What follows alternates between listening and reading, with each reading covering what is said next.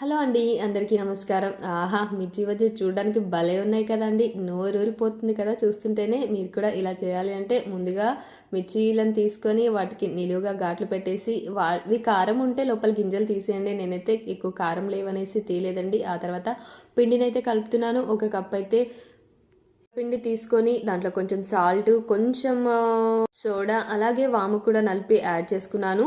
కొంచెం కారం కూడా యాడ్ చేశానండి. ఆ క్లిప్ అయితే మిస్ అయిపోయింది. కొంచెం కొంచెం వాటర్ యాడ్ చేసుకొని ఇలా అయితే కలిపి పెట్టుకున్నానండి. ఆ తర్వాత మిర్చిలోకి కారం ఉంటే తగ్గడానికి, టేస్ట్ కొంచెం యాడ్ అవ్వడానికైతే కొంచెం ధనియాల పౌడరు, కొంచెం చింతపండు గుజ్జు, అలాగే వాము కూడా నలిపి కొంచెం పేస్ట్‌లా చేసుకొని, ఆ పేస్ట్‌ని మనం మిర్చీలు కట్ చేసి పెట్టుకున్నాం కదండీ! దాంట్లోకి ఇలా అన్నిట్లోకి కలిపి పెట్టుకోవాలండి. టేస్ట్ చాలా బావుంటుంది. ఇలా చేసి చూడండి మీరు కూడా. ఆ తర్వాత అయితే కలిపి పెట్టుకున్న వాటిని ఇలా వేడి వేడిగా ఉన్న ఆయిల్‌లో ఇలా మనం అంతా కలిపి అంతా మునిగిపోయేలాగా మనం పిండిలో ముంచేసుకొని ఇలా వన్ సైడ్ కొంచెం కట్ చేసి ఆయిల్‌లో వేసి ఫ్రై చేస్తూ ఉంటే చాలా బావుంటాయండి. నిజంగా ఒక కట్ అయితే ఇలా ఇవ్వండి. చాలా చాలా టేస్టీగా ఉంటాయన్నమాట. చూడండి ఎంత బాగా వచ్చాయి. నిజంగా నోరూరిపోతుంది. టేస్ట్ కూడా చాలా బాగున్నాయి.